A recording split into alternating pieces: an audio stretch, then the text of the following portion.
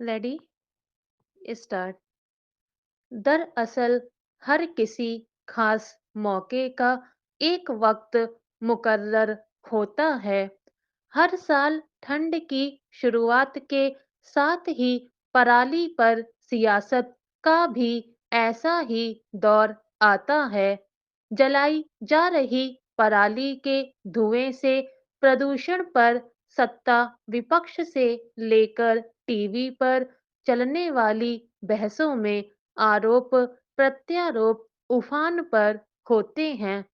अक्टूबर आखिर से नवंबर अंत तक पूरे देश में पंजाब में जल रही पराली पर जमकर बहस होती है, लेकिन धीरे-धीरे इसका कुहासा भी छंटता है और नया साल आते-आते कुछ दिनों में सब कुछ भुला दिया जाता है।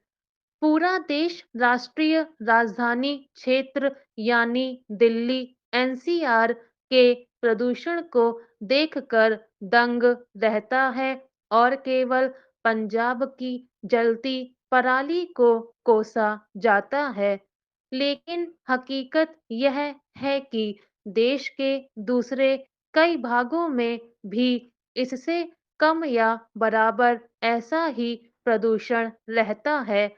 जहाँ कहीं इसे पुआल तो कहीं पैरा भी कहते हैं और तब इस पर कोई खास आवाज नहीं उठती।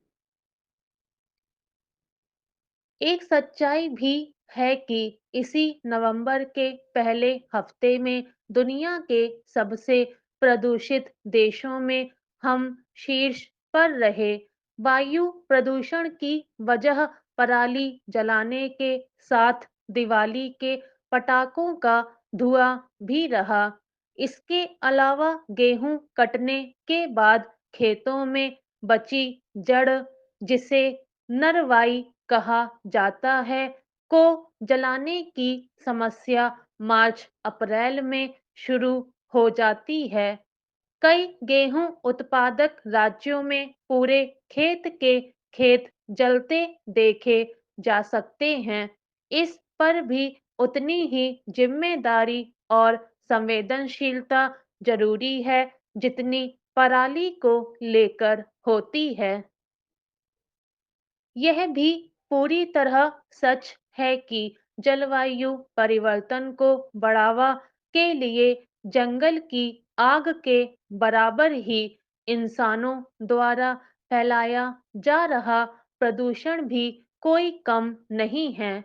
इसलिए सवाल तो इस बात का है कि आखिर वायु प्रदूषण है क्या और इस पर इतनी चिंता व बहस कैसी? दरअसल हमारे वायुमंडल में उपलब्ध रहने वाली सारी गैसों की मात्रा का संतुलन प्राकृतिक रूप से तय होता है। इनके बिगड़ने से हवा की गुणवत्ता बिगड़ती है। यह असंतुलन प्राकृतिक कारकों से ज्यादा इंसानी गतिविधियों से होता है। इसी संतुलन को मापने के लिए ही वायु गुणवत्ता सूचकांक उपकरण इस्तेमाल किया जाता है, जो बताता है कि उस जगह की हवा की वास्तविक गुणवत्ता कैसी है। वायु गुणवत्ता की जांच के लिए 8 प्रदूषक कारक तत्वों का परीक्षण किया जाता है ताकि हवा में उनकी मात्रा का पता चल सके। इसी से प्रदूषण का स्तर पता लगता है। हवा के भीतर नुकसानदायक अति सूक्ष्म कण, जिन्हें पार्टिकुलेट मैटर कहा जाता है, मौजूद रहते हैं। पीएम 2.5 की मात्रा 60 और पीएम 10 की 100 मात्रा वाली हवा सांस के लिए सुरक्षित होती है। स्टॉप।